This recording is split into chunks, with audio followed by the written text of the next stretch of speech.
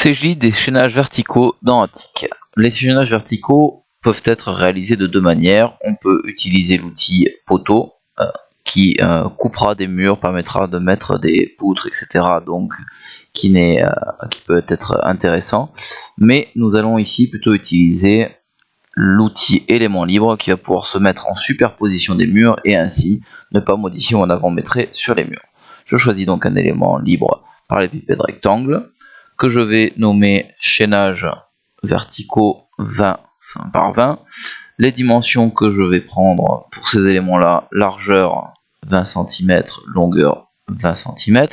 Je vais aller récupérer sur le plan son altitude de base pour la partie habitation à l'aide de l'outil que l'on a déjà utilisé, point bas de mon mur, moins 0,75, et ensuite hauteur de mon élément, je vais prendre la hauteur de mon mur d'infrastructure, voilà, 70.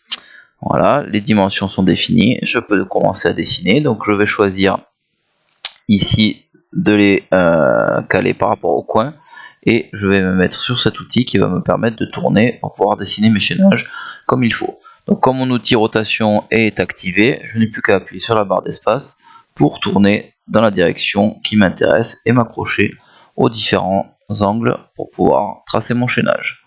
Voilà, hop, je reprends mon outil, je tourne et je m'accroche. Voilà.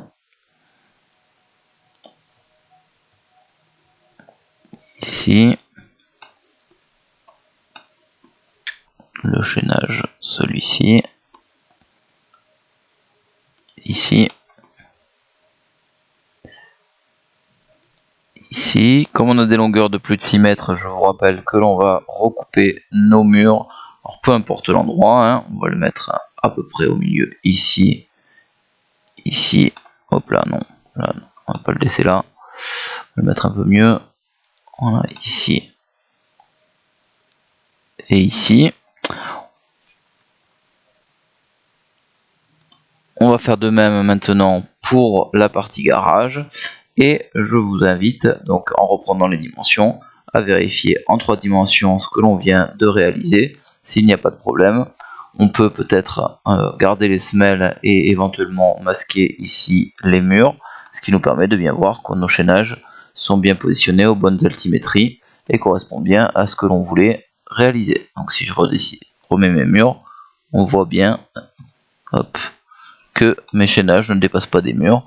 Alors là on les voit pas forcément à cause de la couleur, mais tout à l'heure on les avait très bien. Donc voilà ce que ça donne. Voilà pour la saisie des chaînages verticaux en tant qu'élément libre. À vous de continuer pour la partie garage.